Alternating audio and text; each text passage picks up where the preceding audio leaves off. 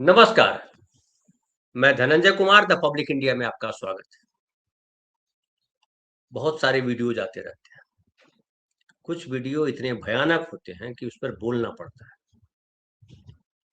और दुःख की बात ये है कि उस वीडियो में सत्ता के लोग होते हैं। और हम लोग कई बार बात कर चुके हैं कि ये जो सत्ता है पिछले 11 साल से उनका मुख्य धर्म जो है, वो हिंदू मुसलमान है। वो राजनीति में इसलिए नहीं है, वो सत्ता में इसलिए नहीं है कि देश एक बेहतर देश बने, युवाओं को रोज़गार मिले, किसानों को उनकी फसल की सही कीमत मिले, बीमारों को बढ़िया अस्पताल मिले, पढ़ने वालों को अच्छा स्कूल कॉलेज मिले, देश तरक्की नहीं करे। उनके पास सिर्फ है कि हिंदू मुसलमान किया जाए और हिंदू मुसलमान करके वोटों का ध्रुवीकरण। एक वीडियो दिखाता हूं, पहले वो वीडियो देखिए फिर आगे बात करें। अंदर एक ही जरा सी भी संवेदनशीलता है कि गौवंश सिर्फ यहाँ पर हिंदुत्ववादी ठेकेदारों की जिम्मेदारी नहीं है। ये भारत भूमि है और भारत भूमि के अंदर हर व्यक्ति की जिम्मेदारी है कि यहाँ पर गौवंश नहीं कटना चाहिए, चाहे वो वर्दी में हो, चाहे वो कुर्ते पैजामे में हो, चाहे वो सामान्य व्यक्ति हो। अगर 48 घंटे के अंदर इनकी गिरफ्तारी नहीं होती है या भरपूर कार्रवाई नहीं होती है तो इस बिल्हौर के अंदर जितनी मस्जिदें हैं उनके दरवाजों पर अगर सुअर की बोटियां ना मिले तो मेरा नाम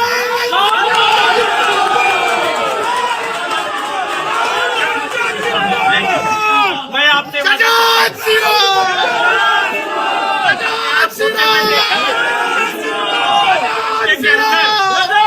सरकार की सारी पराकाष्ठाएं पूरी हो चुकी हैं, ठीक है, और अब संतोष नहीं होगा जब तक की कार्रवाइयां नहीं होंगी। तो ये जो विधायक है, ये जो बोल रहे थे विधायक है, इनका नाम है राजेश सोनकर, राहुल सोनकर, और ये बिल्हौर विधानसभा क्षेत्र है कानपुर में, वहां से बीजेपी के विधायक। ये क्या कह रहे हैं आपने सुन ही लिया कि अगर 48 घंटे के भीतर अपराधी नहीं पकड़ा गया, अपराध क्या हुआ है? तो सोमवार की रात दुर्गा मंदिर के पास खेत में 100 गोवंश के अवशेष मिले और भाजपा विधायक राहुल बच्चा सोनकर बिल्हौर थाना पहुंचे। ये बिल्हौर थाना का सीन था जहां आपने भी वीडियो देखा। यहाँ एडीसीपी कपिल देव सिंह और थाने के स्टाफ के सामने 48 घंटे का अल्टीमेटम दिया, जो आपने सुना, और जो आखिर में कहा कि अगर 48 घंटे के भीतर अपराधियों की गिरफ्तारी नहीं करते हैं तो बिल्हौर के अंदर जितनी भी मस्जिदें हैं उनके दरवाजों पर सुअर की बोटियां न मिले तो मेरा नाम राहुल बच्चा सोनकर नहीं। और जय श्री राम वगैरह तो सुन ही लिया। आपने कभी कोई वीडियो नहीं देखा होगा, मैंने नहीं दिखाया, वो कह सकते हैं कि आपने नहीं दिखाया। सर ऐसे वीडियोज हैं तो मुझे भी बताइएगा कि ऐसे वीडियोज हों जहां कोई, अभी अभी हाल की बात है, एक लड़की को किडनैप किया गया, उसकी माँ को मार दिया गया, लड़की को फिर पुलिस ने बरामद किया, कितना हंगामा हुआ। बीजेपी का कोई विधायक नहीं गया किसी थाने में और कहा कि जो है लड़की अगर बरामद नहीं होती 48 घंटे के भीतर तो पूरे थाने को सस्पेंड करा देंगे। ऐसा कोई विधायक नहीं बोला। कई सारे लोग वहां उत्तर प्रदेश में जो है कप सिरप कप पी करके जो है बच्चे मर गए। किसी विधायक, बीजेपी विधायक का आपने ऐसा ये जो बयान दिया वो नहीं सुना होगा। और अगर गौ वंश या गौ के अवशेष मिले तो मस्जिदों को धमकाने की क्या जरूरत है? क्या इनको बिलीव है कि ये जो गाय के अवशेष मिले हैं या बैल के अवशेष मिले या बछड़े के अवशेष मिले हैं और 100 गिन भी दिया, मान लिया 100 मुंडी मिली है, क्या मिला है नहीं पता है मीडिया, तो क्या मस्जिद यानी मुसलमानों ने काट के भेजा है? क्या इस देश में गाय काटने का काम सिर्फ मुसलमान करते हैं? कई बार तो गौ तस्करी करते हुए हिंदू पकड़े गए। और छोड़िए, आप जाइए गोवा, आप जाइए अरुणाचल प्रदेश, किरण रिजिजू जी को याद कीजिए, उन्होंने कहा था कि मैं गौ गौ का मांस खाता हूं। वहां नहीं जाएंगे सोनकर, सोनकर पकड़ भी नहीं सकते, लेकिन उनके पीछे जो फौज है जय श्री राम वाली, ये फौज जो है ये केवल हिंदू मुसलमान जानते हैं। बेगूसराय में भी देखिए सुअर के चर्चा करके आए हैं वो जो गिरिराज सिंह है, और गिरिराज सिंह ने कहा वहां एनडीए कार्यकर्ता सम्मान समारोह हो रहा था, और वहां कहा कि खेल मंत्री से कहा कि सुअर उपलब्ध कराइए, जहां सुअर होंगे वहां लोग पास नहीं आएंगे, और सुअर होंगे तो पास नहीं आएंगे, मतलब मुस्लिम जो है सुअर से नफरत करते हैं। और अब बताइए कि मंत्री विधायक इसके पास कोई और काम नहीं है। और अगर योगी जी का शासनकाल है, देश में नरेंद्र मोदी का शासनकाल है, इतनी चीजें तो कांग्रेस के शासनकाल में भी नहीं हुई थी। तो काहे को शासन कर रहे हैं? क्यों मुख्यमंत्री पद पे बैठे हो? क्यों विधायक बने हो? इस्तीफा दो। थाने को पता है कौन किया नहीं किया, तुमको नहीं पता। इतने जय सिया राम करने वाले क्या कर रहे थे? ढूंढे।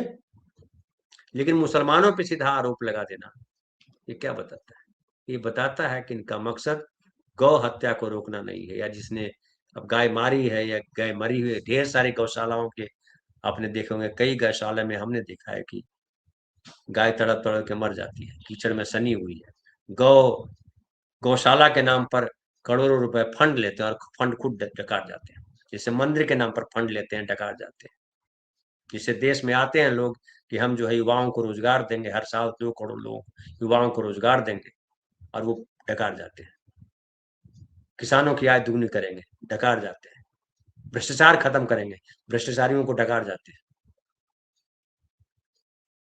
और ये लगातार चल रहा है। फिर प्रशासन कहाँ है? कानून व्यवस्था कहाँ है? अगर कोई विधायक इस तरह की भाषा बोलेगा, और ये विधायक सम्मानित किया जाएगा, इसको पता है कि हम ऐसा बोलेंगे तो हो सकता है कल हम मंत्री बन जाए। क्योंकि जितना आप हिंदू मुसलमान कीजिए, उतने बड़े भाजपा नेता कल आएंगे।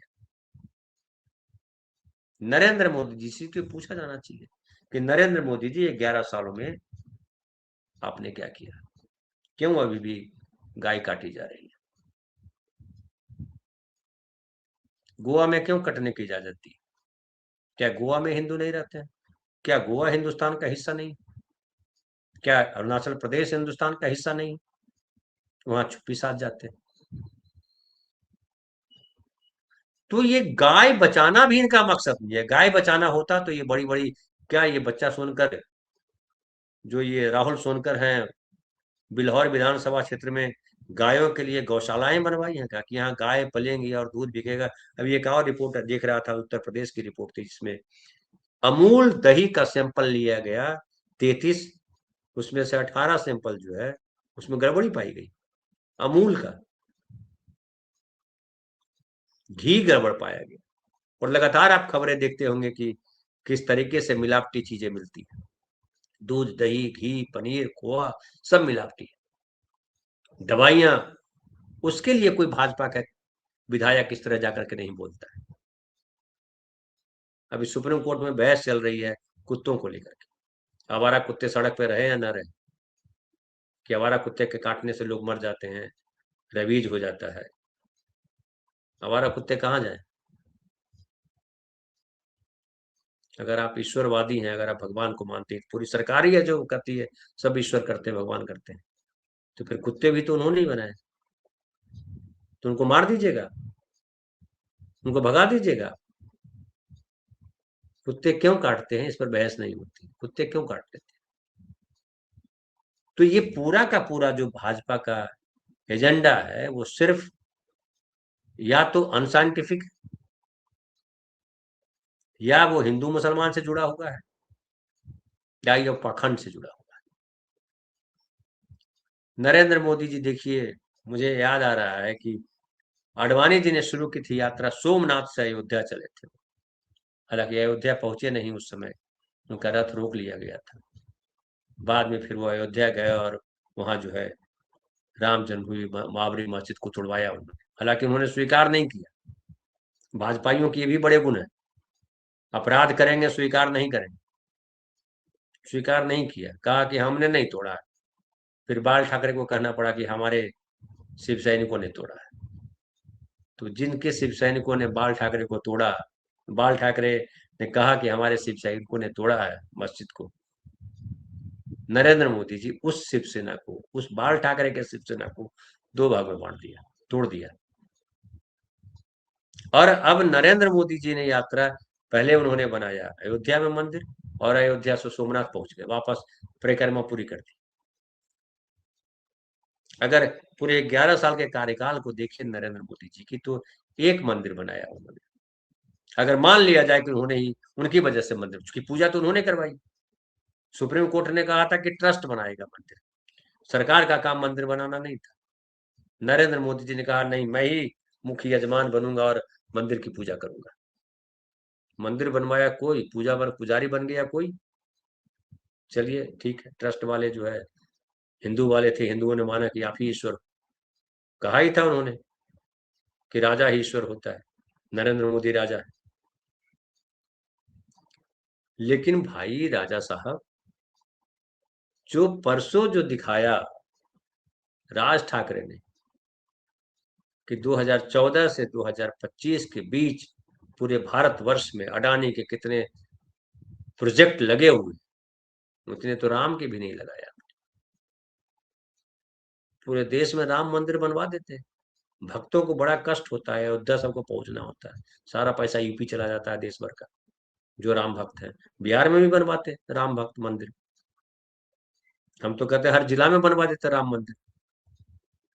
कोई जगह नहीं मिल रही थी तो जो जितने वहां अस्पताल थे तोड़ करके बनवा देते राम मंदिर। हमारे यहाँ एक कहावत है, हारे को हरि नाम, ये मुहावरा है, आप लोगों ने भी पढ़ा होगा, हारे को हरि नाम। जो हार जाता है उसको भगवान याद आते हैं। नरेंद्र मोदी लगातार भगवान को क्यों याद कर रहा है? क्या वो हार गए हैं?